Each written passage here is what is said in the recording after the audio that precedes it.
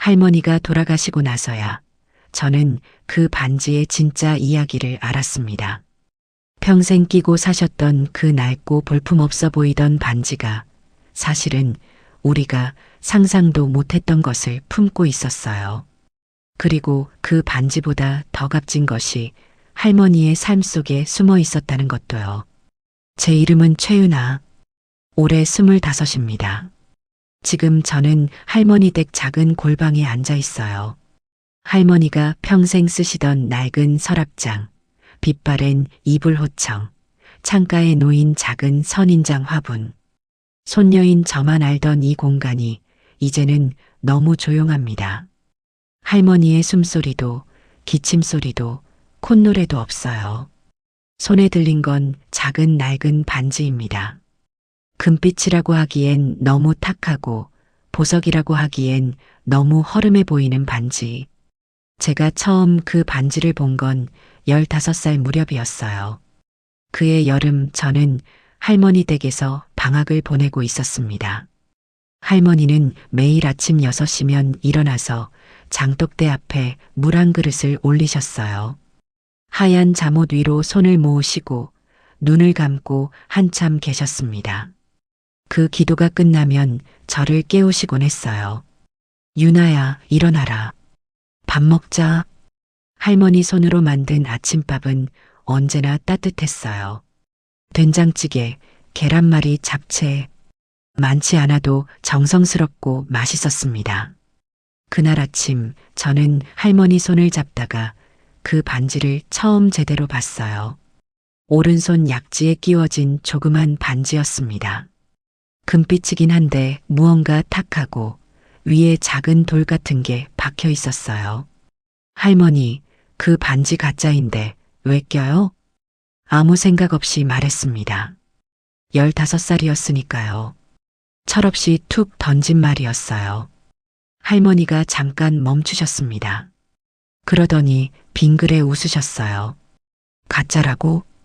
응, 어디서 많이 보던 싸구려 같아서요. 동대문에 가면 1,000원짜리에도 있잖아요. 할머니는 아무 말씀도 안 하셨어요. 그냥 웃으셨습니다. 그 웃음이 뭔가 이상하다고 생각했지만 철없던 저는 그냥 넘어갔어요. 밥이 맛있었으니까요. 그로부터 10년이 지났습니다. 그 10년 사이에 많은 일이 있었어요. 저는 대학에 들어갔고 취업 준비를 했고 할머니 댁을 점점 덜 찾아갔습니다. 바쁘다는 핑계로요. 부모님도 마찬가지였어요. 그리고 지난 봄 할머니가 돌아가셨습니다. 할머니의 이름은 박순례. 1947년생으로 올해로 78이셨어요. 경상남도 진주 외곽의 작은 마을에서 태어나셨습니다. 아버지는 일찍 돌아가셨고 어머니와 오빠 둘, 언니 하나와 함께 가난하게 자라셨어요. 학교는 국민학교까지밖에 못 다니셨습니다. 그 시절엔 그게 흔한 일이었어요. 18살 때 처음으로 서울로 올라가셨습니다. 남대문 시장 근처 옷 공장에 취직하셔서 미싱을 밟으셨어요. 하루 12시간 먼지 날리는 공장에서 일하고 좁은 기숙사에서 사셨습니다. 그때 만난 사람이 할아버지 최재원이었습니다. 할아버지는 공장 근처 작은 철물점에서 일하셨어요. 가끔 공장에 자재를 납품하러 오셨는데 어느 날 퇴근하는 할머니에게 말을 걸었다고 합니다. 아가씨, 저 진주 고향이 어딘가요? 말투가 비슷한 것 같아서요. 할머니는 경계하셨다고 했어요. 서울 남자들은 믿을 수 없다는 말을 귀에 딱지가 않도록 들으셨으니까요. 왜요? 저도 진주 사람이거든요. 반갑습니다. 그 한마디가 시작이었다고 합니다. 할머니는 생전에 그 이야기를 종종 하셨어요. 제가 어릴 적 할머니 무릎에 누워서 듣던 이야기였습니다. 할아버지가 어떻게 생겼어요? 키가 크진 않았어. 그런데 눈이 참 맑았어. 시골 사람 눈 있잖니 맑고 순하고. 그 눈을 보니까 믿을 수 있겠다 싶었지. 그래서요? 그래서 같이 라면 먹었지. 그때는 라면 한 그릇이 얼마나 비싸 보이던지. 우리 둘 다 가난했으니까. 할머니가 웃으셨어요. 주름진 얼굴에 소녀 같은 웃음이 번졌습니다. 그렇게 두 분은 사귀기 시작하셨어요. 1년을 사귀고 1967년에 결혼하셨습니다. 둘 다 스물이었어요. 결혼식은 교회 마당에서 했습니다. 드레스도 없었어요. 할머니는 분홍색 한복을 빌려 입으셨고 할아버지는 남색 양복을 빌려 입으셨습니다. 하객은 20명도 안 됐어요. 하지만 할머니는 그날이 평생 가장 아름다운 날이었다고 하셨습니다. 뭐가 그렇게 좋으셨어요, 할머니? 재원이가 내 손 꼭 잡아줬거든. 평생 손 놓지 않겠다고 했어. 그 말이 진짜인 것 같아서. 할아버지는 그 약속을 지키셨다고 합니다. 평생요. 결혼하고 신혼집은 마포구 작은 새방이었어요. 방 하나에 부엌 하나. 변변한 가구도 없었습니다. 하지만 두 사람은 행복했어요. 그리고 1년 후 첫 아이가 생겼습니다. 아들이었어요. 제 아버지 최대호였습니다. 아이가 생기자 할아버지가 더 열심히 일하셨어요. 철물점을 그만두고 건설 현장 일을 시작하셨습니다. 위험한 일이었지만 돈이 더 됐거든요. 할머니도 공장 일을 그만두고 집에서 삭바느질을 하셨습니다. 그렇게 두 사람이 함께 버텼어요. 2년 후엔 딸이 태어났습니다. 박미선, 할머니의 딸이자 제 고모예요. 그때 할아버지가 반지를 사오셨다고 합니다. 그날은 할아버지가 일 마치고 돌아오시는 길에 청계천 노점을 지나가셨대요. 낡은 좌판 위에 물건들이 가득 쌓여 있었고 그 가운데 조그만 반지가 있었습니다. 할아버지는 그 반지를 집어드셨어요. 노인 상인이 말했습니다. 마음에 드셔요? 오래된 거예요. 꽤 오래된 거라. 얼마예요? 200원만 주시죠. 오늘 장사가 영 안 돼서요. 200원. 그때 막노동 하루치 일당이 300원이었으니까요. 싸다면 싸고 비싸다면 비싼 돈이었습니다. 할아버지는 200원을 내셨어요. 그리고 집에 돌아와 할머니 손에 끼워주셨습니다. 술래야, 결혼 선물 못 해줘서 미안했어. 이거라도 받아. 할머니는 웃으셨대요. 이게 뭐야, 노점에서 산 거잖아. 그래도 사줬잖아. 고마워해. 두 사람이 함께 웃었습니다. 할머니는 그 반지가 당연히 싸구려인 줄 아셨어요. 남편이 200원에 사온 거니까요. 그냥 마음이 담겨서 소중한 거지 반지 자체의 가치는 없다고 생각하셨습니다. 그래서 평생 끼고 다니셨어요. 남편이 사준 반지니까. 그 마음이 소중하니까. 그로부터 세월이 흘렀습니다. 1970년대가 되었어요. 아이들이 크고 할아버지는 작은 인테리어 가게를 차리셨습니다. 조금씩 살림이 나아졌어요. 이사도 했고 아이들을 학교에 보낼 수 있게 됐습니다. 그런데 1981년 할아버지가 쓰러지셨습니다. 뇌경색이었어요. 갑작스러운 일이었습니다. 현장에서 일하다가 쓰러지셨고 병원에 실려가셨어요. 수술을 받으셨지만 회복이 더뎠습니다. 할머니는 병원에서 살다시피 하셨어요. 아이들은 12살, 10살이었습니다. 큰아들 대호는 집을 받고 딸 미선은 학교를 마치면 병원으로 왔어요. 할아버지는 2달 만에 퇴원하셨지만 몸이 예전 같지 않으셨습니다. 오른손에 마비가 남았어요. 일을 제대로 할 수가 없었습니다. 가게를 접었습니다. 살림이 다시 어려워졌어요. 할머니가 다시 공장에 다니셨습니다.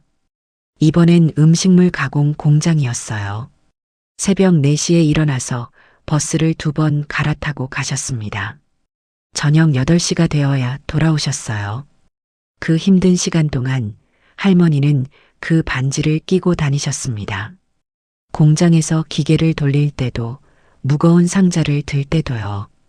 반지가 긁히고 탁해졌지만 빼지 않으셨어요.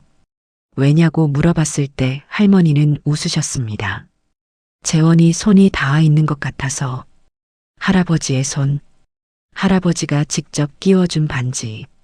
그게 할머니한테는 그 반지의 의미였습니다. 그렇게 또 세월이 흘렀어요. 아이들이 커서 독립했습니다. 아버지 대호는 대학을 졸업하고 중소기업에 취직했어요. 고모 미선은 일찍 결혼을 했습니다. 두 사람 다 자신의 살림을 꾸리느라 바빴어요. 할머니와 할아버지는 둘이 남으셨습니다. 그 시간이 두 분한테는 어쩌면 가장 평화로운 시간이었을지도 모릅니다. 다툼도 없고 조용하고 나란히 텔레비전을 보고 나란히 식사를 하셨으니까요. 그런데 2002년 할아버지가 다시 쓰러지셨습니다. 이번엔 더 심했어요. 뇌출혈이었습니다. 의식을 찾지 못하셨고 중환자실에 계셨어요. 할머니는 아들, 딸에게 연락하셨습니다. 아버지와 고모가 달려왔어요. 병원 복도에서 의사에게 이야기를 들었습니다. 최선을 다했습니다만 쉽지 않을 것 같습니다. 마음의 준비를 하십시오. 할머니가 우셨어요. 조용하게 우셨습니다. 아무 소리도 내지 않고 그냥 눈물이 흘렀어요. 할아버지는 사흘 뒤에 돌아가셨습니다. 할아버지 장례를 치르면서 처음으로 가족이 오랜만에 모였습니다. 아버지와 고모, 각자의 가족들이 왔어요. 저도 6살이었는데 어머니 손에 이끌려 장례식장에 갔습니다. 울고 있는 할머니를 봤어요. 어린 마음에 그게 무서웠습니다. 할머니가 우는 게 무서웠어요. 할머니는 항상 웃는 사람이라고만 생각했거든요. 할머니, 왜 울어요? 옆에 앉아 손을 잡았습니다. 할머니가 저를 내려다보셨어요. 그러더니 제 손을 꼭 잡으셨습니다. 유나야, 할머니 친구가 하늘 날아갔어. 친구요? 응, 제일 좋은 친구. 그 친구가 할아버지라는 걸 그때는 몰랐어요. 나중에야 알았습니다. 할아버지 장례를 마치고 가족들이 다 돌아갔습니다. 그리고 할머니는 혼자 남으셨어요. 아버지가 말했어요. 어머니, 우리랑 같이 사세요. 하지만 할머니는 거절하셨습니다. 아니다. 나 혼자 있을 수 있어. 이 집이 편해.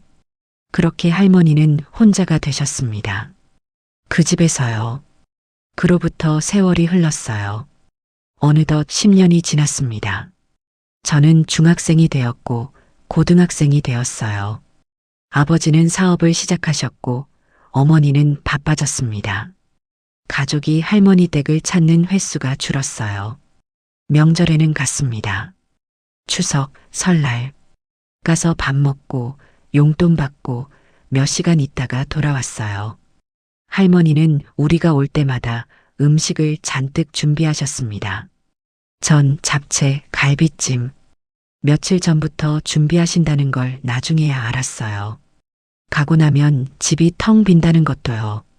저는 그때 그걸 몰랐습니다. 아니, 알면서도 무심했어요. 고등학교 2학년 때였어요. 명절에 할머니 댁에 갔는데 뭔가 달랐습니다. 할머니가 조금 야위셨어요. 안색도 좋지 않으셨어요. 할머니, 밥 잘 드시고 있어요? 그럼 잘 먹지. 걱정 마. 그런데 부엌에 들어가니 냉장고가 거의 비어 있었습니다. 반찬도 몇 가지 없었어요. 우리 온다고 다 장봐서 음식 만드셨으면서 정작 할머니 드실 것은 없었던 거예요. 어머니한테 말했습니다. 엄마, 할머니 냉장고 텅 비었어요. 어머니가 고개를 끄덕이셨어요. 그렇구나. 용돈 드리자. 그게 전부였습니다. 용돈을 드리고 돌아왔어요. 그게 맞는 일이라고 생각했습니다. 그때는요. 제가 대학에 가면서부터 저는 혼자 할머니를 더 자주 찾아갔습니다. 부모님 없이 저 혼자요. 딱히 이유는 없었어요. 그냥 할머니 댁이 편했습니다. 할머니는 제가 뭘 하든 잔소리를 안 하셨거든요. 부모님은 성적, 취업, 미래 걱정을 달고 사셨는데 할머니는 밥은 먹었니? 잠은 잤니? 이것만 물어보셨어요. 그 단순한 질문이 좋았습니다. 미술을 전공했어요. 부모님이 반대하셨지만 할머니는 말씀하셨습니다. 유나가 하고 싶은 거 하면 되지. 그게 다였어요. 그 한마디가 저한테는 얼마나 큰 힘이 됐는지 모릅니다. 대학 다니는 동안 틈만 나면 할머니 댁에 갔어요. 가면 밥 먹고 텔레비전 보고 같이 걸으러 가기도 했습니다. 할머니가 동네 마트까지 걸어가실 때 제가 팔짱을 끼고 함께 가는 게 좋았어요. 그 시간에 할머니 이야기를 많이 들었습니다. 어릴 때 이야기, 진주 고향 이야기, 서울에 처음 왔을 때 이야기, 할아버지 이야기도요. 그리고 또 그 반지 이야기가 나왔습니다. 어느 날 저녁 할머니가 반지를 유독 자주 만지작거리셨어요. 오른손 약지에 그 반지를요. 할머니, 그 반지 아직도 끼세요? 응. 빼면 손이 허전해. 할머니, 그거 진짜 가짜예요. 제가 미술 배우니까 금이랑 가짜 금은 구별하거든요. 그거 그냥 도금이에요. 위에 박힌 돌도 유리 같아요. 할머니가 웃으셨어요. 아까 제가 15살 때 봤던 그 웃음하고 똑같은 웃음이었습니다. 알아. 알면서 왜 끼세요? 마음이 담겨 있으니까. 그게 뭔 소리예요, 할머니. 할머니가 반지를 살짝 빼서 보여주셨어요. 아주 작은 반지였습니다. 안쪽에 뭔가 적혀 있었어요. 아주 작은 글씨로. 뭐예요? 재원이가 새겼어. 눈 나빠서 잘 안 보이지? 가져다 봤습니다. 아주 작은 한자 2글자가 새겨져 있었어요. 이게 영애, 영원히 사랑한다는 뜻이야.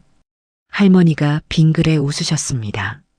그 웃음이 그때 처음으로 다르게 보였어요. 소녀 같다고 느꼈습니다. 할아버지가 새기셨어요?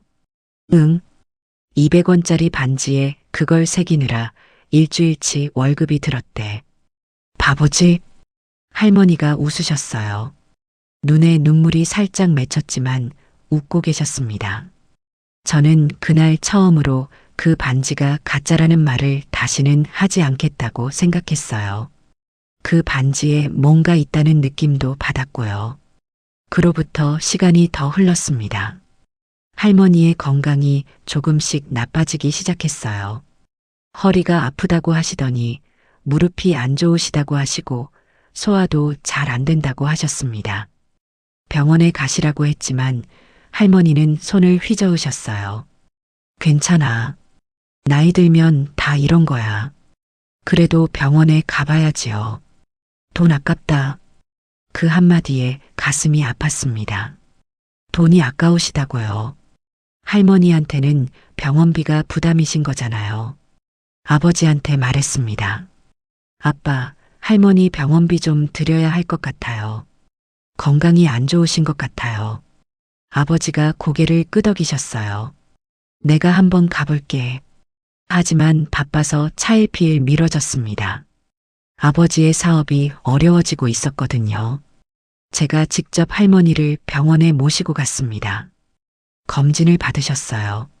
의사가 이것저것 이야기했지만 당뇨 초기, 관절염, 그리고 위염이었습니다. 약을 처방받으셨어요. 약값이 한 달에 꽤 됐습니다. 할머니는 약봉투를 받아들고 한참 멀뚱히 보셨어요.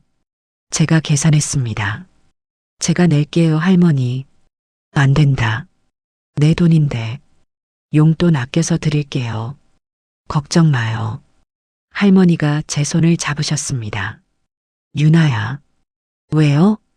너는 참 좋은 애야. 그 말이 오히려 가슴 아팠어요. 당연한 걸 한다는 것 같아서요. 손녀가 할머니 약값 내는 게 당연한 건데 그게 왜 고마운 일이 되어야 하냐고요. 아버지와 고모 이야기를 해야겠습니다. 아버지 최대호는 좋은 사람이에요. 나쁜 사람이 아니에요. 다만 바빴습니다. 사업을 하다 보니 늘 바쁘고 돈 걱정, 직원 걱정, 거래처 걱정이 가득했어요. 할머니한테 신경 쓸 여유가 없다고 스스로 생각하셨던 것 같아요. 가끔 할머니 댁에 가실 때면 용돈을 두둑이 들이셨습니다.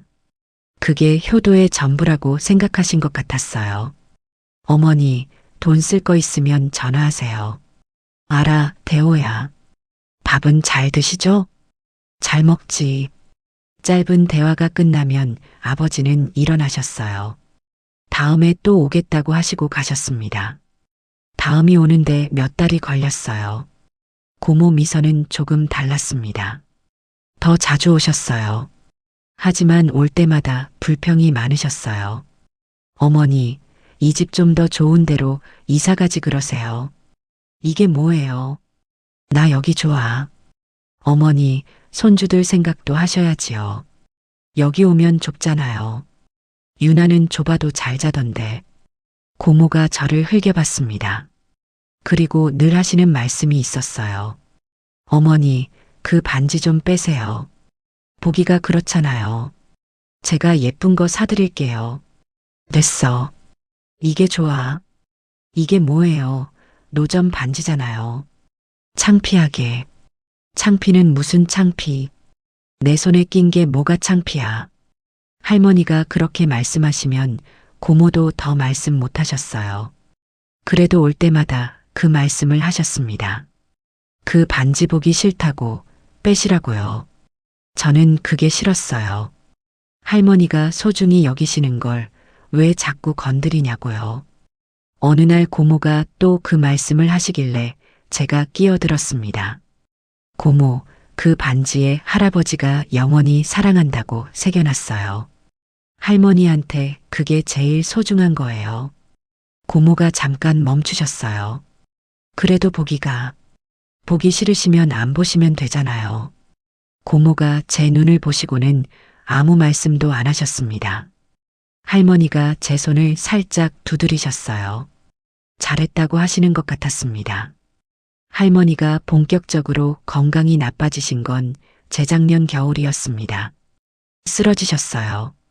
다행히 이웃 할머니가 발견하셔서 119가 왔고 병원에 가셨습니다. 검사 결과 뇌에 작은 혈전이 있었어요. 다행히 심각한 건 아니었지만 앞으로 관리를 잘 해야 한다는 진단이었습니다. 그때서야 온 가족이 다 모였어요. 아버지, 어머니, 고모, 고모부, 사촌들까지. 병원 복도가 시끌벅적했습니다. 어머니, 이제 혼자 사시면 안 되겠어요. 우리 집으로 오세요. 아니, 우리 집이 더 넓어. 형제간에 티격태격했어요. 그 와중에 할머니는 병상에 누워 멀뚱히 들으셨습니다. 저는 할머니 손을 잡고 있었어요. 할머니, 어디 아파요? 아니, 거짓말하지 마요. 조금. 그보다 저 사람들 왜 저렇게 시끄러워? 할머니 어디서 모실지 의논 중이에요. 할머니가 조용히 웃으셨습니다. 유나야, 할머니는 집에 갈 거야. 내 집이 좋아. 혼자 계시면 위험하잖아요. 내가 가끔 와줘. 그 말에 가슴이 쿵 내려앉았습니다. 가족이 많아도 할머니는 제가 와주기를 바라셨어요. 제가요. 네, 자주 갈게요. 그 약속은 지켰습니다. 퇴원하신 후로 저는 일주일에 두세 번은 할머니 댁에 갔어요. 밥도 해드리고 병원도 같이 가고 마트장도 봐드렸습니다. 그때가 돌이켜보면 참 소중한 시간이었어요. 할머니는 건강이 나빠지셨어도 정신은 또렷하셨습니다. 이야기를 많이 하셨어요. 젊을 때 이야기, 할아버지 이야기, 아버지와 고모 어릴 때 이야기도 하셨어요. 어느 날은 반지를 빼서 제 손에 얹어주셨습니다. 잘 봐봐. 들여다봤어요. 안쪽에 새겨진 영예. 그리고 자세히 보니 반지 표면에 매우 섬세한 문양이 있었어요. 작은 꽃 같기도 하고 새 같기도 한 문양이요. 할머니, 이 문양 뭐예요?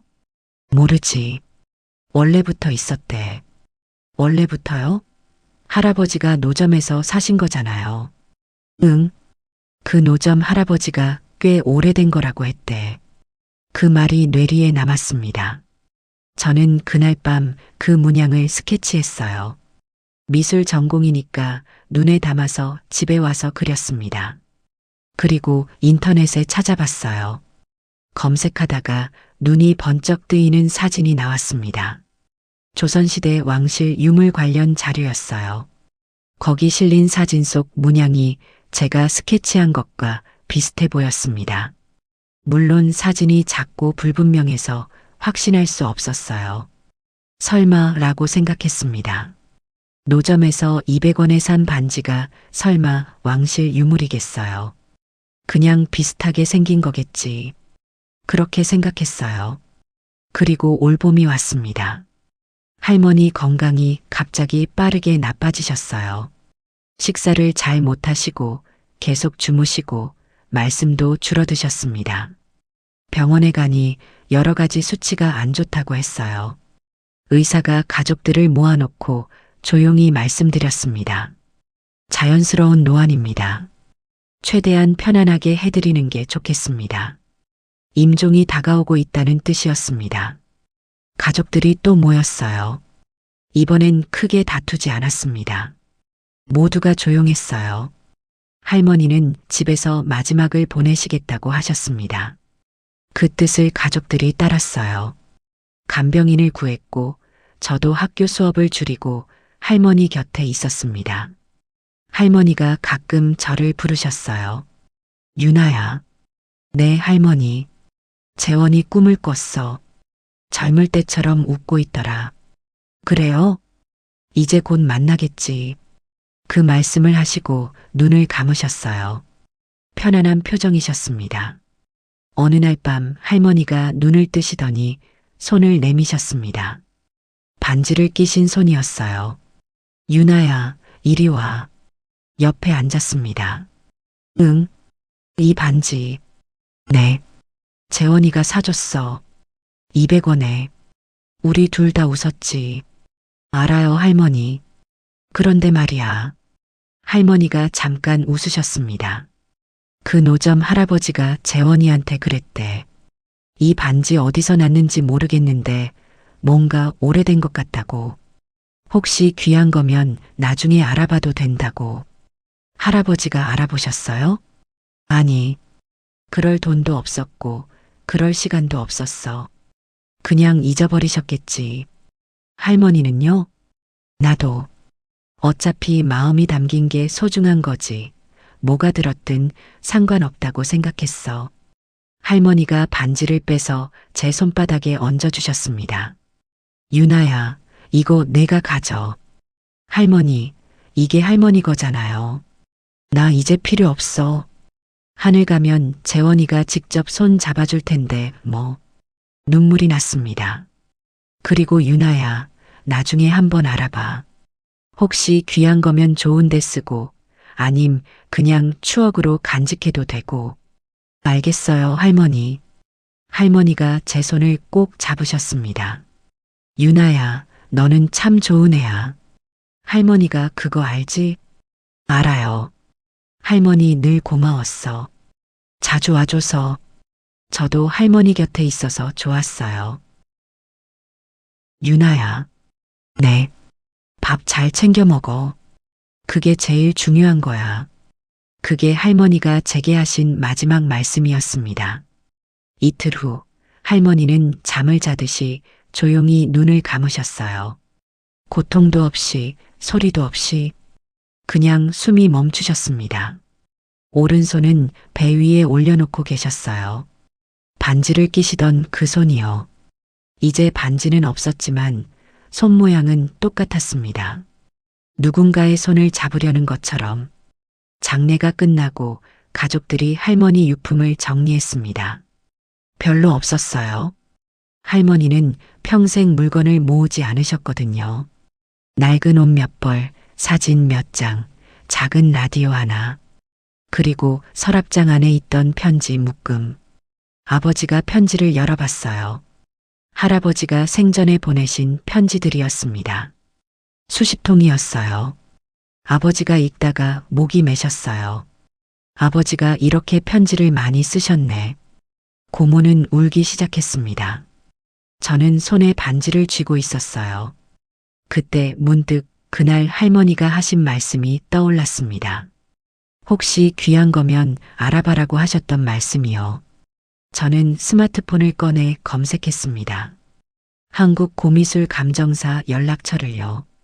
감정 의뢰를 넣은 건 할머니 돌아가시고 한 달이 지났을 때였습니다. 아버지한테 말씀드렸어요. 아빠, 할머니 반지 감정을 받아보고 싶어요. 할머니가 알아봐라고 하셨어요. 아버지가 반지를 보셨어요. 이거 노점 반지 아니야? 그렇게 알려져 있는데 할아버지가 오래된 것 같다는 말을 들었대요. 문양도 좀 특이하고요. 아버지가 고개를 갸우뚱하셨어요. 뭐 알아보고 싶으면 알아봐. 별거 아닐 거야. 그 말에 저는 감정사한테 연락했습니다. 고미술 전문 감정사 김석진. 이 분야에서 30년 경력을 가진 분이셨어요. 처음에 반지 사진을 보내드렸는데 답이 빨리 왔습니다. 직접 보고 싶습니다. 그 말에 뭔가 이상하다 싶었어요. 보통이면 그냥 감정 결과를 알려줄 텐데 직접 보고 싶다고요. 가족이 같이 가기로 했습니다. 아버지, 어머니, 고모, 그리고 저. 4명이서 감정사 사무소를 찾아갔어요. 감정사 김석진 씨는 안경을 쓴 점잖은 분이었습니다. 우리를 앉히고 차를 내오셨어요. 그리고 조심스럽게 반지를 받아드셨습니다. 특수 돋보기, 조명, 여러 기구를 꺼내셨어요. 한참 동안 아무 말이 없었어요. 우리는 숨을 죽이고 지켜봤습니다. 5분, 10분. 감정사가 이따금 혼잣말처럼 뭔가를 중얼거리셨어요. 15분쯤 지났을까요? 감정사가 돋보기를 내려놓으셨습니다. 그리고 우리를 바라보셨어요. 어디서 구하셨습니까? 아버지가 대답하셨어요. 저희 어머니가 50년 넘게 끼고 다니셨던 건데요. 저희 아버지가 1960년대에 청계천 노점에서 200원에 사신 거예요. 감정사가 잠깐 눈을 감으셨습니다. 200원. 조용히 중얼거리셨어요. 그리고 말씀하셨습니다. 이 반지는 조선 후기, 대략 18세기에서 19세기 사이에 제작된 것으로 추정됩니다. 가족이 모두 굳었습니다. 금의 순도는 현재까지 남아있는 조선 왕실 유물 중 최고 수준인 24K에 가깝고 위에 박힌 것은 유리가 아닙니다. 가공되지 않은 천연 다이아몬드 원석입니다. 크기는 약 1.2캐럿. 그리고 이 문양. 감정사가 반지를 돌려 보이셨어요. 이 문양은 조선 왕실 공방에서만 사용하던 특수 인장 문양과 유사합니다. 왕실 공방 제작품이라면 시장에 나온 적이 거의 없는 희귀한 유물입니다. 고모가 먼저 말했습니다. 그럼 그게 얼마짜리예요? 감정사가 잠깐 망설이셨어요. 현 시세로 정확히 추산하기는 어렵습니다만 공인된 경매에 나온다면 보수적으로 잡아도 수십억에서 100억 이상을 기대할 수 있는 물건입니다. 방안이 조용해졌습니다. 완전히 고요해졌어요. 아버지가 입을 열었다가 다시 닫으셨습니다. 어머니가 손으로 입을 막으셨어요. 고모는 눈이 커지더니 벌떡 일어섰다가 다시 앉으셨습니다. 저는 그 반지를 바라봤습니다. 할머니가 평생 끼고 다니시던 그 반지. 가짜인데 왜 껴요? 라고 제가 물었던 그 반지. 감정사가 조용히 덧붙이셨어요. 정말 귀한 물건입니다. 어머님께서 평생 가지고 계셨다니. 대단한 분이시네요. 아버지가 물으셨습니다. 저희 어머니가 모르고 계셨을까요? 감정사가 잠깐 생각하다가 말씀하셨어요. 아마 모르셨을 겁니다. 육안으로는 구별이 어려운 물건이니까요. 하지만 잠깐 멈추셨습니다. 아셨다고 해도 같은 방식으로 끼고 다니셨을 것 같다는 생각이 드네요. 이 반지에 담긴 이야기를 들으니까요. 그 말이 제 가슴에 꽂혔습니다. 맞는 말이었어요. 할머니는 이게 100억짜리가 아니어도 끼고 다니셨을 거예요. 200원짜리여도 끼고 다니셨을 거예요. 왜냐면 그건 남편이 영원히 사랑한다고 새겨서 준 반지니까요. 감정사 사무소를 나오면서 가족이 한동안 말이 없었습니다. 주차장에 서서 네 사람이 그냥 서 있었어요. 아버지가 먼저 말씀하셨습니다. 어머니가 그걸 모르고 사셨네. 고모가 울기 시작했습니다. 오빠, 내가 빼라고 했잖아. 그 반지 볼 때마다 보기 싫다고 했잖아. 어머니한테 미선아, 나 어떻게 해? 나 그 말 돌려받고 싶다. 고모가 손으로 얼굴을 가리셨습니다. 저도 눈물이 났어요. 그런데 이상하게 슬프지만 따뜻하기도 했습니다. 왜냐면 할머니가 그 반지의 가치를 알면서 끼셨든 모르고 끼셨든 그건 할머니한테 아무 상관없었을 거니까요. 200원이든 100억이든 할머니한테 그 반지의 가치는 처음부터 정해져 있었습니다. 할아버지의 마음이요. 유나야. 아버지가 저를 보셨어요. 네. 이 반지 어떻게 할래? 내가 할머니한테 받은 거잖아. 저는 손바닥에 얹힌 반지를 바라봤습니다. 제가 갖고 싶어요. 응, 가져. 팔거나 하면 안 돼요. 아버지가 고개를 끄덕이셨어요. 그래. 고모가 울면서 웃으셨어요. 유나야, 내가 가져. 내가 어머니 제일 많이 챙겼으니까. 그 말에 다시 눈물이 났습니다. 집에 돌아와서 저는 할머니 사진 앞에 앉았습니다. 흑백 사진이에요. 할머니가 22살 때 찍으신 사진인데 제가 제일 좋아하는 사진이에요. 웃고 계시거든요. 소녀 같은 웃음으로요. 반지를 그 사진 앞에 놓았습니다. 할머니, 조용한 방에 혼자 앉아서 말했어요. 이게 100억짜리래요. 알고 계셨어요? 물론 대답은 없었습니다. 아마 몰랐겠지요. 알았어도 똑같이 끼고 다니셨겠지만요. 눈물이 흘렀어요. 할머니, 저 미안해요. 처음에 가짜라고 했던 거, 그때 철이 없었어요. 그리고 또 미안한 게 있어요. 더 자주 올 수 있었는데, 바쁘다고 핑계댄 적도 있었어요. 그게 후회가 돼요. 할머니 사진이 웃고 계셨습니다. 변함없이 소녀처럼. 할머니는 항상 밥 먹었냐고 물어보셨잖아요. 오늘도 먹었어요. 잘 챙겨 먹을게요. 반지를 손에 쥐었습니다. 차갑고 작은 반지가 손 안에서 따뜻해지는 것 같았어요. 할아버지랑 잘 계세요. 거기서도 손 꼭 잡고 계시겠죠. 지금도 저는 그 반지를 가지고 있습니다. 팔 생각 없습니다. 평생 안 팔 거예요. 할머니가 그 반지를 끼고 다니신 이유를 이제는 완전히 알 것 같아요. 가격이 문제가 아니었어요. 그 안에 사람이 있었던 거예요. 사랑한다고, 영원히 사랑한다고 새겨 넣은 사람이요. 가끔 꺼내서 봐요. 안쪽에 영원히 사랑한다.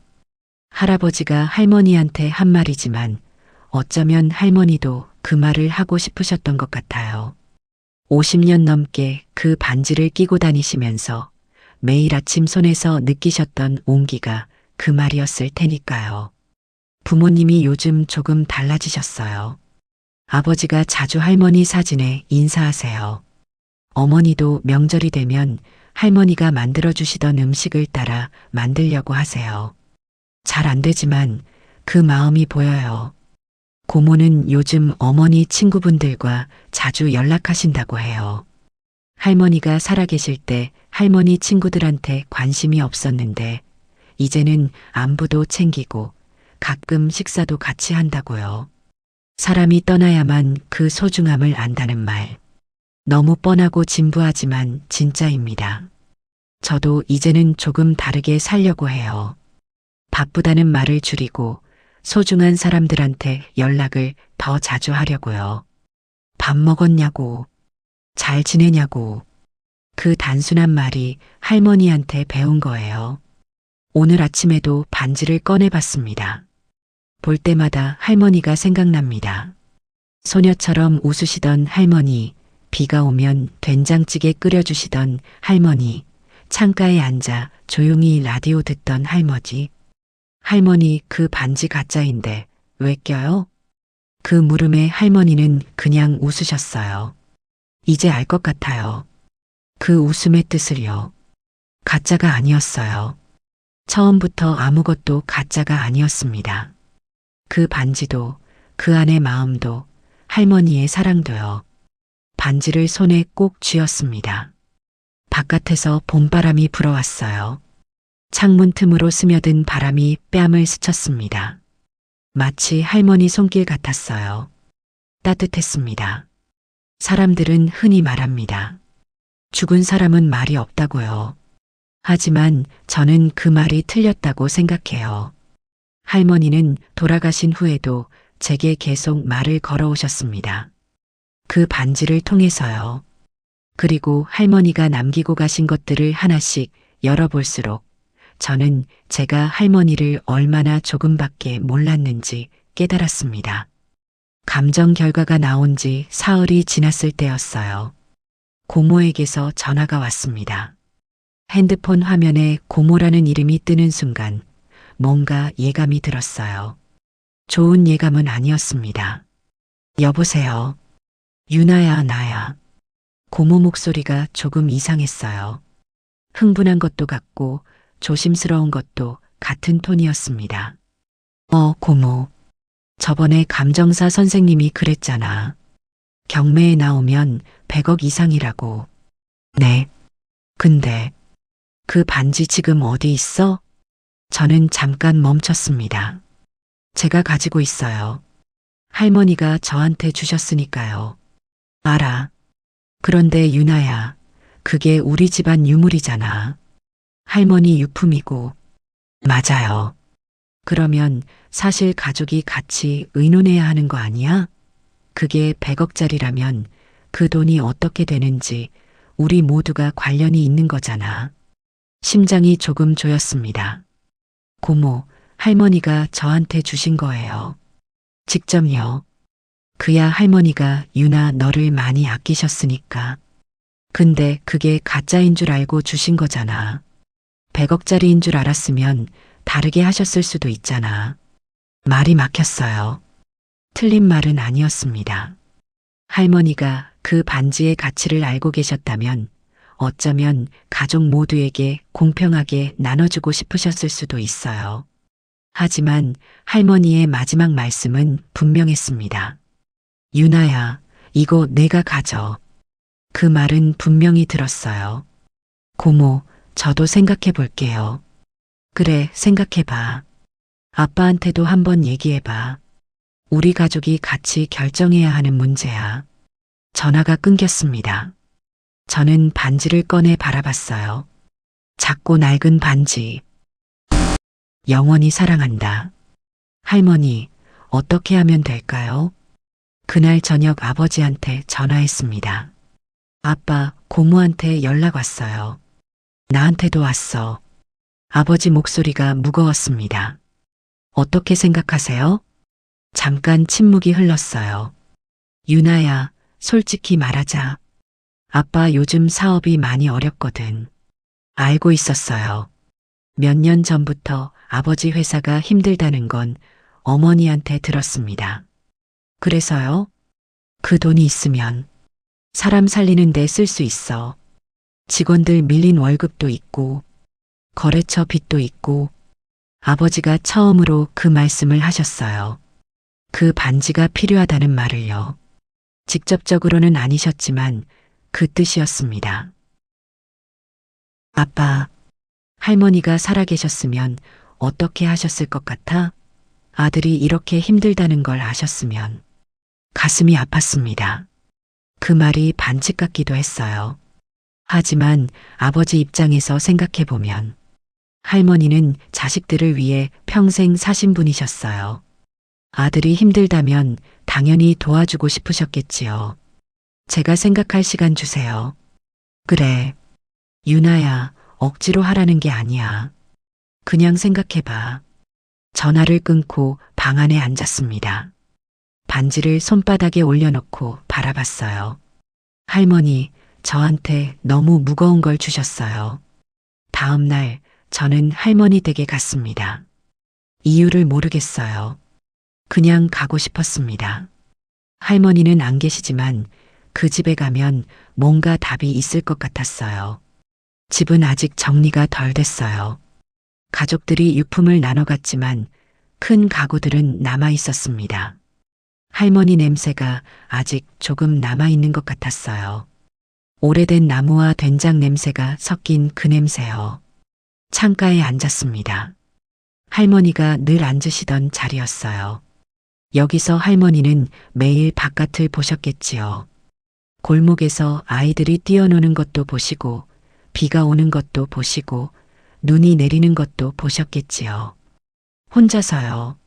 서랍장을 열어봤습니다. 대부분 정리가 됐는데 제일 아래 칸에 무언가 남아 있었어요.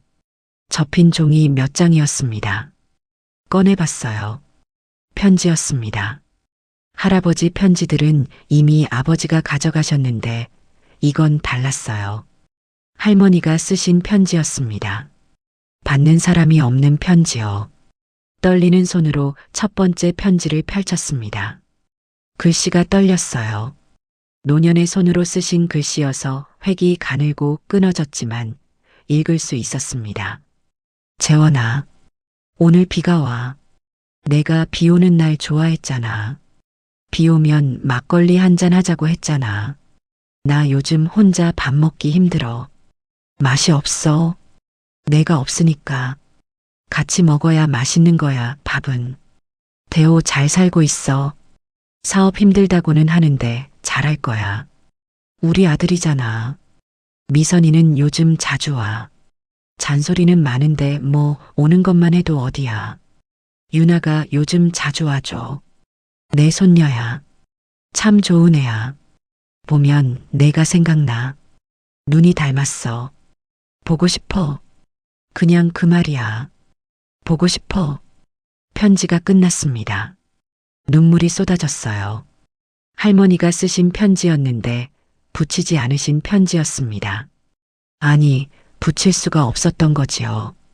받는 사람이 하늘에 계시니까요. 두 번째 편지를 펼쳤습니다. 재원아, 오늘은 내가 나한테 반지 사줬던 날이야. 기억해? 청계천 노점에서 200원에 샀다고 했지. 나한테 주면서 얼마나 쑥스러워했어. 그 얼굴 아직도 기억해. 나 그 반지 아직 끼고 있어. 손이 주름졌으니까 이제 헐렁하지만 빠지진 않아. 그냥 끼고 있어. 있잖아, 재원아. 나 가끔 그 반지 보면서 생각해. 이게 혹시 귀한 건 아닐까? 노점 어른이 오래된 거라고 했잖아. 근데 알아봐도 뭐해. 팔 것도 아니고. 그냥 내가 사줬으니까 끼고 있는 거야. 근데 유나가 나중에 한번 알아봐 줬으면 해. 귀한 거면 잘 쓰면 좋잖아. 아이들한테 나눠줘도 되고, 좋은데 기부해도 되고, 뭘 해도 좋아. 다만 싸움은 하지 마. 물건 때문에 싸우면 안 돼. 보고 싶어. 편지 끝에 그 말이 또 있었습니다. 보고 싶어. 저는 편지를 가슴에 꼭 안았어요. 할머니가 알고 계셨구나. 어렴풋이나마 그 반지가 혹시 귀한 건 아닐까 하고 생각하셨던 거예요. 그래서 저한테 알아봐 달라고 하셨던 거고요. 그리고 가장 중요한 말씀도 하셨습니다. 싸움은 하지 마. 물건 때문에 싸우면 안 돼. 그날 저녁 저는 아버지와 고모에게 같이 만나자고 연락했습니다. 장소는 할머니 댁으로 했어요. 세 사람이 그 집에 모였습니다. 할머니 거실에 앉아서요. 저는 편지를 꺼냈습니다. 제가 오늘 할머니 댁에 갔다가 이걸 찾았어요. 두 분이 받아 읽으셨습니다. 고모가 먼저 울기 시작했어요. 아버지도 눈을 붉히셨습니다. 한참 동안 아무도 말이 없었어요. 창밖에서 저녁바람이 불었습니다. 골목에서 아이들 소리가 들렸어요. 할머니가 늘 들으셨을 그 소리였습니다. 아버지가 먼저 말씀하셨어요. 어머니가 알고 계셨던 거구나. 어렴풋이요. 직접 알아보진 않으셨지만. 그리고 당부하셨어. 싸우지 말라고. 네. 아버지가 한숨을 쉬셨습니다. 긴 한숨이었어요. 유나야, 미안하다. 아빠가 욕심을 낸 거야. 어머니 유품을 놓고 유나 너한테 부담 줬어. 그게 잘못된 거야. 아버지 눈에 눈물이 맺혔습니다. 고모가 코를 훌쩍이셨어요. 나도 미안해, 유나야. 내가 먼저 그런 얘기 꺼내서 어머니가 살아계실 때는 반지 빼라고 잔소리하더니 돌아가시니까 그 가치만 보고 내가 사람이 아니었어. 고모, 그런 말 하지 마요. 아니야, 사실이야. 나 어머니한테 얼마나 못되게 굴었는지. 그 반지 볼 때마다 창피하다고. 어머니가 얼마나 상처받으셨을까. 고모가 목 놓아 우셨습니다. 저는 두 분 곁에 앉아 아무 말도 하지 않았어요. 말이 필요 없었습니다. 가족이란 게 이런 거구나 하고 생각했어요. 서로 상처 주고 상처받고 그러면서도 같이 우는 것. 그게 가족인 것 같았습니다. 한참이 지나서 아버지가 말씀하셨어요. 유나야, 그 반지는 내 거야. 어머니가 주신 거니까. 아빠, 그런데 저 생각이 있어요. 뭔데? 저는 잠깐 생각하다가 말했습니다. 팔지는 않을 거예요. 그건 변함없어요. 그런데 이 반지 더 많은 사람이 알았으면 좋겠어요.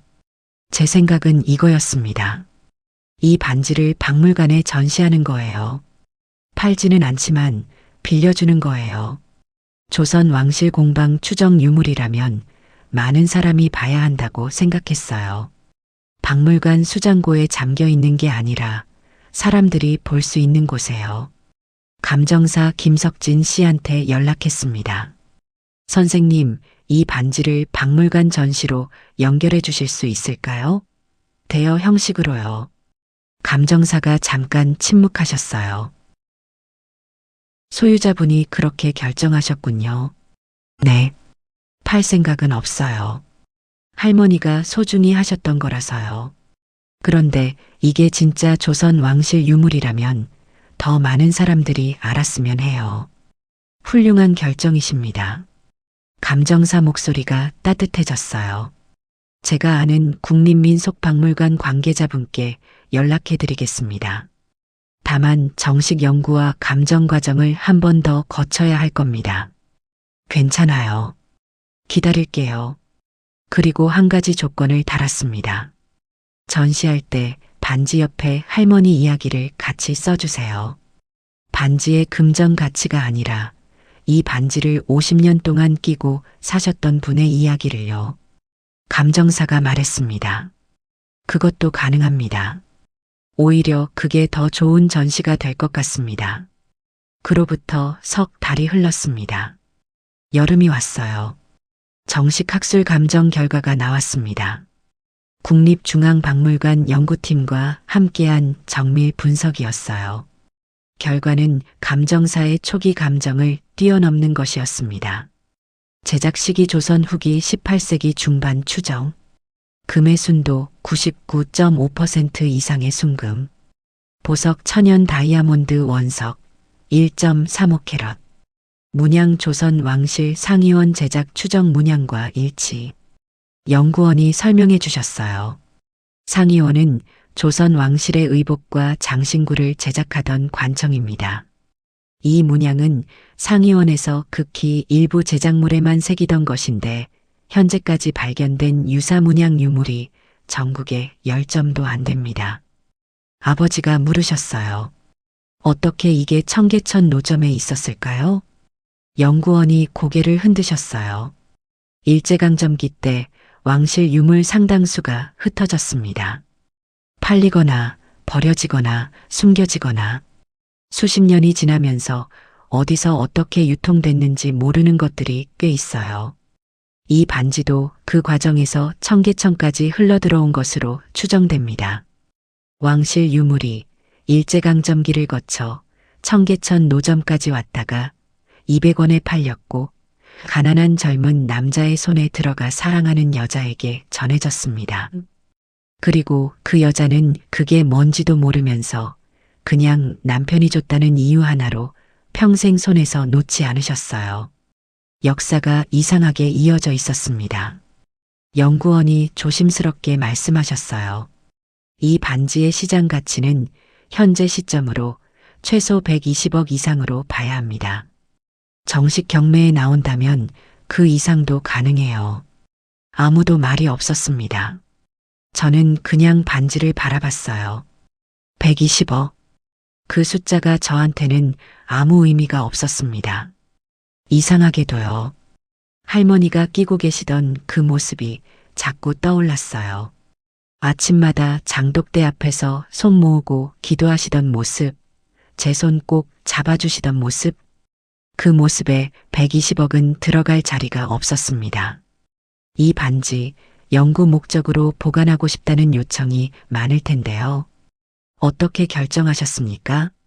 저는 말했습니다. 전시 대여로 진행하고 싶습니다. 판매나 기증은 아니에요. 그리고 전시할 때는 반드시 안내문에 제 할머니 이야기를 넣어주세요. 박술래 할머니가 50년간 이 반지를 끼고 사신 이야기요. 연구원이 고개를 끄덕이셨어요. 그렇게 하겠습니다. 사실 그 이야기 자체가 이 반지만큼이나 가치 있는 기록입니다. 전시 준비가 시작됐어요. 국립민속박물관에서 특별 전시실 한 켠을 내어주셨습니다. 조선 왕실 복식과 장신구 전시 공간 옆이었어요. 반지는 작은 유리 케이스 안에 들어갔습니다. 조명이 비추는 가운데 그 탁하던 금빛이 처음으로 제대로 빛났어요. 그리고 옆에 안내문이 붙었습니다. 제목은 제가 썼습니다. 영원히 사랑한다. 안내문 내용. 이 반지는 1967년 서울 청계천 노점에서 200원에 구매된 물건입니다. 구매자는 최재원 씨로 당시 20살의 청년 노동자였습니다. 그는 사랑하는 아내 박술래 씨에게 이 반지를 건네며 평생 손 놓지 않겠다고 말했습니다. 반지 안쪽에는 영원히 사랑한다라는 글자를 새겨 넣었습니다.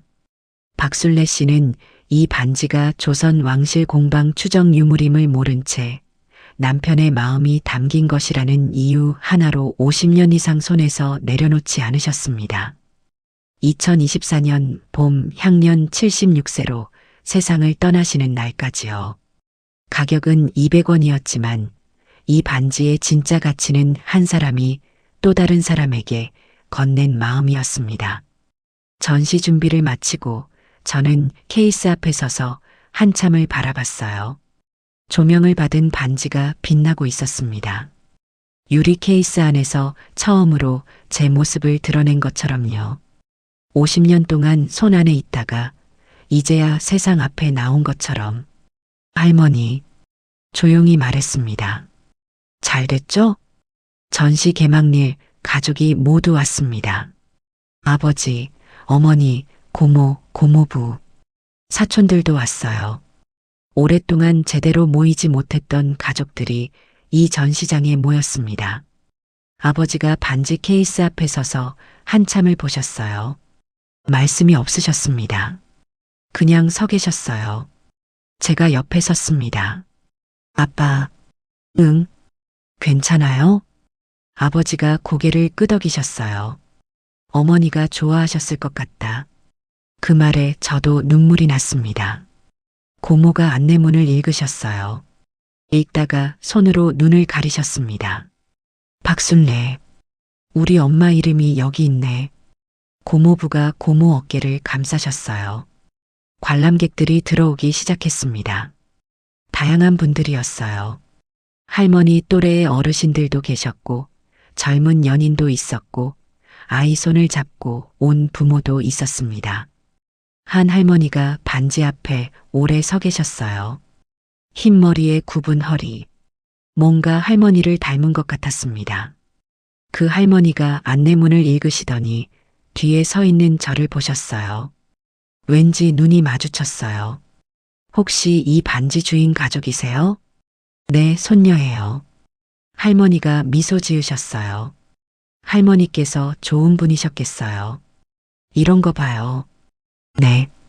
200원짜리라도 소중히 여기셨잖아요. 마음 담긴 거니까. 나도 그런 거 있어요. 남편이 처음 사준 머리핀. 30원짜리.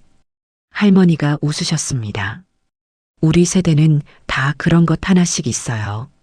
별거 아닌데 별거인 것들.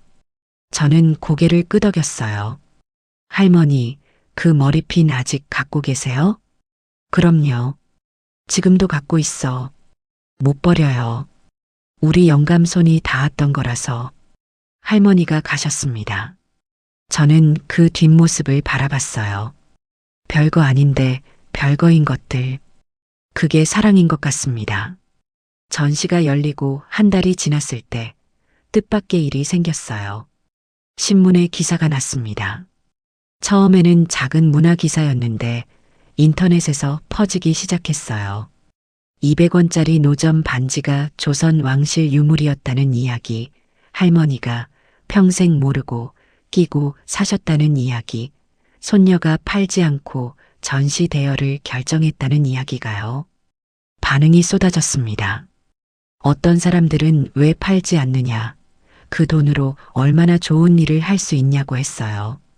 어떤 사람들은 잘했다, 그게 맞다고 했어요.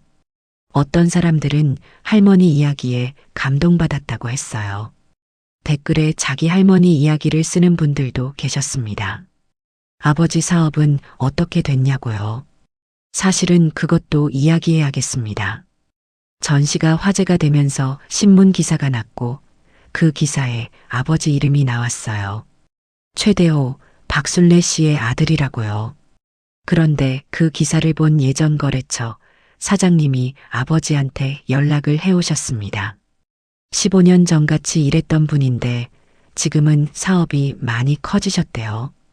대호 씨, 기사 보고 연락했어요. 가족분이 이런 결정을 하셨다니 참 대단하십니다. 혹시 요즘 일은 어떠세요? 그 한마디가 시작이 됐어요. 아버지와 그 사장님이 다시 연결이 됐고 밀려있던 거래가 하나씩 풀리기 시작했습니다. 아버지가 말씀하셨어요. 유나야, 어머니가 도와주시는 것 같다. 저도 그 생각을 했습니다. 할머니는 살아서도 돌아가셔서도 자식들 걱정을 하셨어요. 그 반지를 통해서, 그 이야기를 통해서 여름이 지나고 가을이 됐어요. 어느 날 아침 저는 대학원 원서를 작성하고 있었습니다. 미술 전공을 살려서 문화재 보존과 연구 쪽으로 가고 싶었거든요. 이번 일을 겪으면서 마음이 더 확고해졌어요. 그때 전화가 왔습니다. 국립민속박물관 연구원이었어요. 최윤아 씨, 반지 관련해서 연락드릴 게 있습니다. 네, 뭔가요? 저희가 추가 연구를 진행하면서 흥미로운 기록을 찾았습니다. 직접 오셔서 보시겠어요? 다음 날 박물관에 갔습니다. 연구원이 두꺼운 자료를 펼쳐 보이셨어요. 오래된 문서 사본이었습니다. 이게 뭐예요? 조선 후기 상위원 제작 물품 기록 중 일부입니다. 여기 이 항목을 보세요. 손으로 가리키신 부분을 읽었습니다. 한자로 쓰인 내용이었는데 옆에 번역이 있었어요. 소형 금한 1점. 천연 옥석가입, 안각 이자, 왕새잡인 봉정용 제작. 심장이 쿵 내려앉았습니다. 이 반지가요? 확정할 수는 없습니다. 하지만 크기, 문양, 제작 시기, 그리고 안쪽 각인 내용이 모두 일치합니다. 왕새잡인 봉정용. 왕세자의 빈, 즉 왕세자의 배우자에게 올리기 위해 만든 것이었습니다. 조선의 왕실에서 사랑하는 사람에게 영원히 사랑한다고 새겨 만든 반지가 수백 년의 시간을 거쳐 가난한 청년의 손에 들어갔고 그 청년은 자기 아내에게 똑같이 영원히 사랑한다는 마음으로 전했습니다. 수백 년의 시간이 지났지만 그 반지 안에 새겨진 마음은 변하지 않았어요. 영원히 사랑한다. 연구원이 말씀하셨습니다. 참 신기한 인연이죠. 수백 년 전에 누군가의 사랑을 위해 만들어진 반지가 수백 년 후에 또 다른 누군가의 사랑을 담게 됐으니까요. 저는 한참 동안 그 자리에 서 있었습니다. 할머니, 이거 아셨어요? 물론 아셨을 리 없지요. 하지만 어쩌면 그게 맞는 순서였는지 모릅니다. 이 반지는 처음부터 사랑하는 사람에게 가도록 만들어진 것이었으니까요. 그 사랑이 왕실이든 가난한 청년의 것이든 상관없이 그날 저녁 저는 할머니 사진 앞에 앉았습니다. 언제나처럼요. 할머니. 흑백 사진 속 할머니가 소녀처럼 웃고 계셨어요. 이거 알고 계셨어요? 이 반지가 왕세자빈한테 드리려고 만든 거래요. 수백 년 전에요. 대답은 없었지만 어쩐지 웃으실 것 같았습니다. 그런데 할머니, 그게 뭔 상관이에요? 왕세자빈이 받든 할머니가 받든 다 사랑하는 사람한테 간 거잖아요. 그게 이 반지 운명인 것 같아요. 눈물이 났어요. 그런데 이번엔 슬프지 않았습니다. 따뜻한 눈물이었어요. 할머니, 저 대학원 원서 넣었어요. 문화재 보존 연구요. 이번 일 겪으면서 하고 싶어졌어요. 이런 물건들이 더 많이 발견되고 더 잘 보존됐으면 좋겠어요. 그 안에 담긴 이야기들이요. 할머니가 좋아하셨을 것 같았습니다. 그리고 할머니, 밥은 잘 챙겨 먹고 있어요. 약속대로요. 웃음이 났습니다. 밥 잘 챙겨 먹어. 그게 제일 중요한 거야. 할머니의 마지막 말씀이요. 그게 얼마나 따뜻한 말인지 이제야 알 것 같아요. 복잡하지 않고 거창하지 않고 그냥 밥 잘 먹으라고. 그게 사랑이었습니다. 그로부터 또 계절이 바뀌었습니다. 겨울이 왔어요. 전시는 계속됐고 관람객은 꾸준히 찾아왔습니다. 특히 중장년 관람객분들이 많이 오셨어요. 어르신들이 그 작은 반지 앞에 서서 오래 계시는 걸 자주 봤어요. 아마 자신의 이야기를 떠올리시는 것 같았습니다. 저는 가끔 박물관에 가서 그 모습을 봤습니다. 전시 담당 선생님이 말씀하셨어요. 이 반지 앞에서 우시는 분들이 꽤 계세요. 왜 우시냐고 여쭤보면 부모님 생각이 난다고 하시더라고요. 저도 알 것 같았습니다. 이 반지가 보여주는 건 단순히 조선 왕실 유물이 아니에요. 그 안에 새겨진 두 글자, 영원히 사랑한다는 마음. 그게 수백 년 전에도 있었고 1960년대 가난한 청년에게도 있었고 우리 모두에게도 있었다는 것. 그게 이 반지가 하는 이야기인 것 같습니다. 어느 날 아버지가 전화를 하셨어요. 유나야, 오늘 저녁 같이 먹을래? 어머니 기일이잖아. 할머니 기일이었어요. 돌아가신 지 꼭 1년이 됐습니다. 가족들이 모였어요. 아버지, 어머니, 고모 가족까지. 오랜만에 모두 한자리였습니다. 식탁 위에 음식이 가득 차려졌어요.